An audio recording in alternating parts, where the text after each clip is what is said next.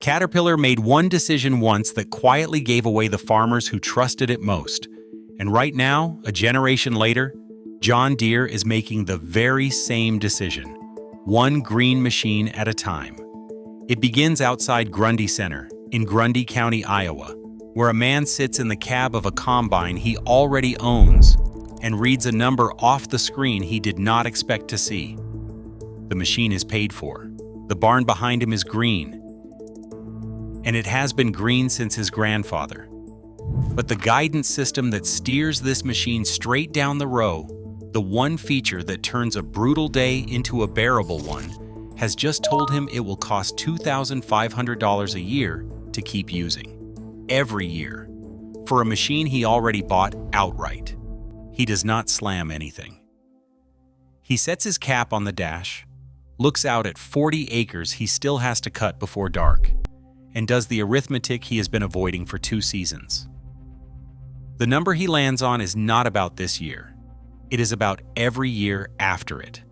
So he makes a call he swore he would never make, to a dealer whose paint is a different color. What broke this man? And why would the company he trusted his whole life build him a reason to leave? The man in that cab is a composite drawn from cases documented across the Corn Belt. The number on his screen is real, and so is the color of the paint. That paint is John Deere, the green that has meant American farming for the better part of 2 centuries. To understand why a lifelong John Deere family reaches for a rival's key, you have to understand that a company already ran this exact experiment once. Not John Deere, Caterpillar. It ran for 16 years from start to finish, and we know precisely how it ends. Go back to the shed.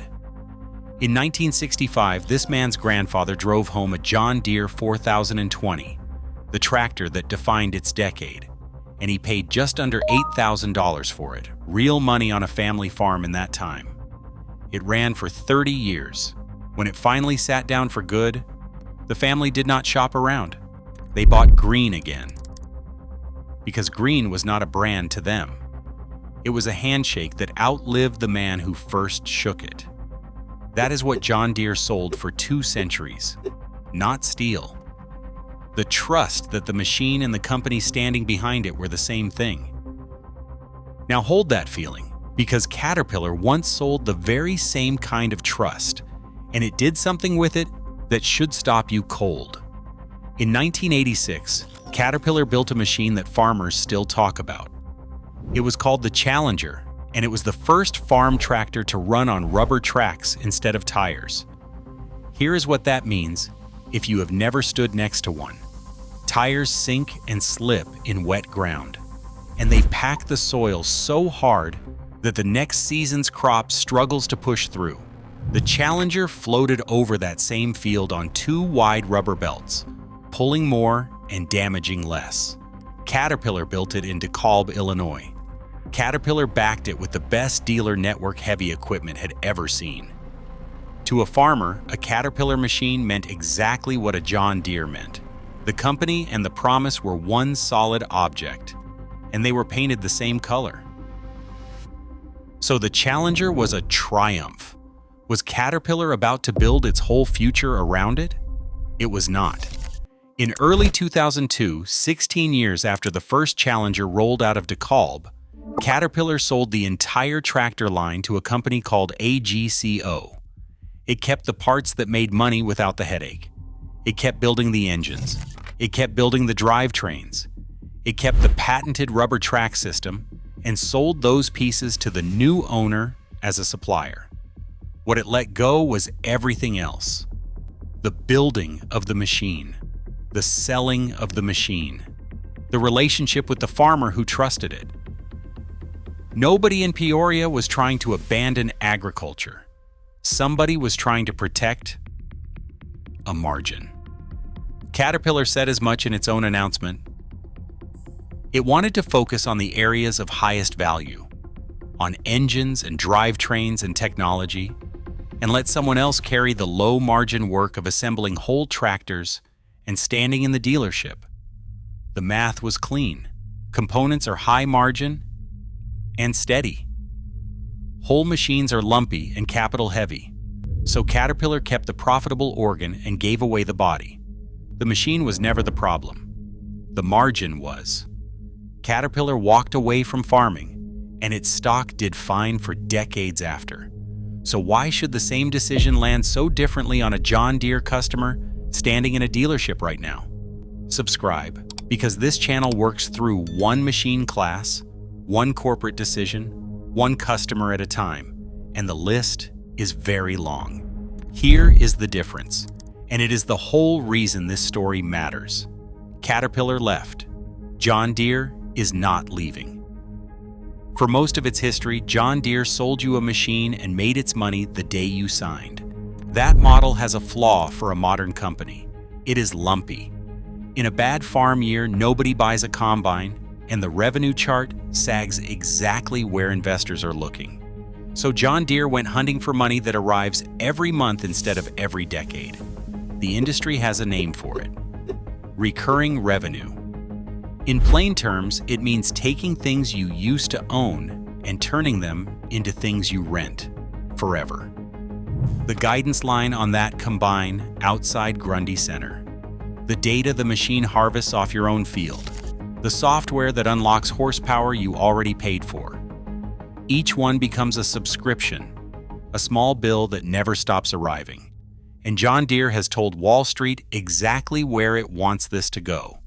By 2030, the company wants roughly 1/10 of all the money it makes to arrive as recurring revenue. The bills that come in whether or not a single new tractor ever leaves the lot. Who is building that future inside John Deere? A man named Justin Rose, who runs the division responsible for recurring revenue and customer success. Before John Deere, he spent 20 years as a partner at a management consulting firm. Sit with that for a moment. The person deciding how a tractor company earns its money came out of the world of spreadsheets, not the world of soil. Why should any of this reach you if you will never buy a tractor? Because the same arithmetic is running inside the company that made your phone, your car, and the printer that holds your own ink hostage. The moment a company decides the sale is no longer the end of the money, but the beginning of it, you stop being a customer and start being a subscription. None of that required you to know what a combine costs.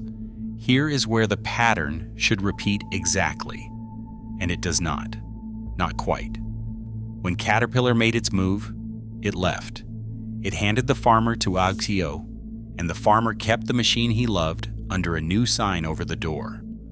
The customer walked away whole. John Deere is not freeing anyone.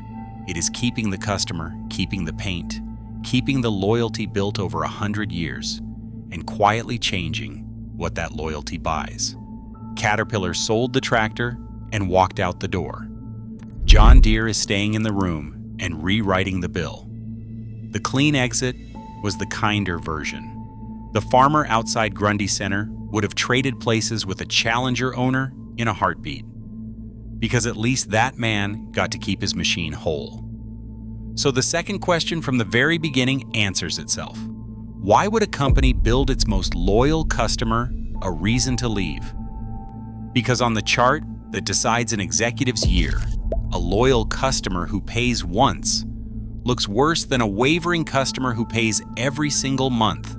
The loyalty was never on the chart. The subscription is. A man in an office is not trying to strand a farmer in a field. He is trying to protect a number that already lives on a slide. So the farmer outside Grundy Center made the call. The dealer who answered sells red, a brand called Case. And the machine sitting on that lot offered him one thing his John Deere no longer would. It let him own what he bought. He drove out to the lot on a Tuesday. He walked the length of the new combine without saying much to anyone. He ran a hand along the cab step, the way his grandfather used to test a plow, out of habit, out of respect for a tool.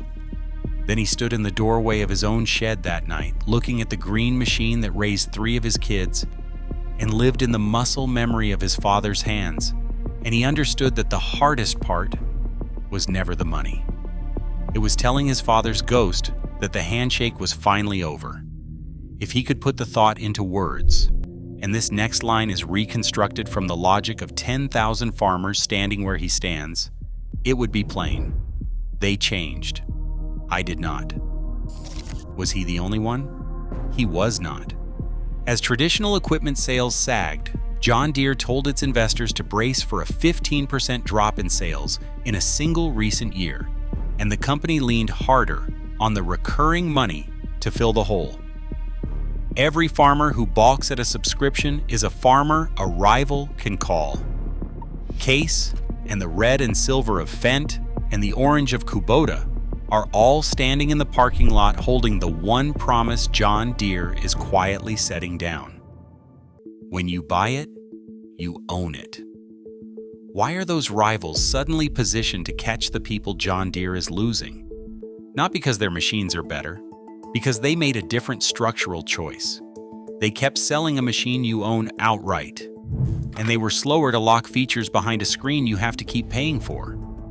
In a market where the giant is turning ownership into rental, just letting a man own his tractor becomes an advantage. That is how far the bar has dropped. So how does a company this large actually fall? Slowly at first, then all at once, in the order books. The green machines already sitting in the fields will run for another 30 years. Because a John Deere does not quit easily, and loyalty does not turn over in a single season. That is the comfort that lets a company this size ignore the warning for years.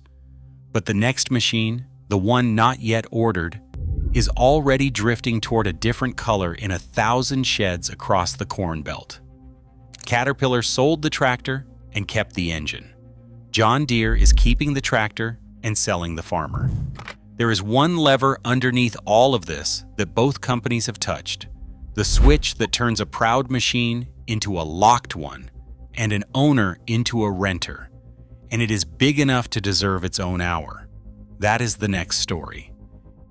If you want to watch the next domino fall before the company will admit it is leaning, subscribe.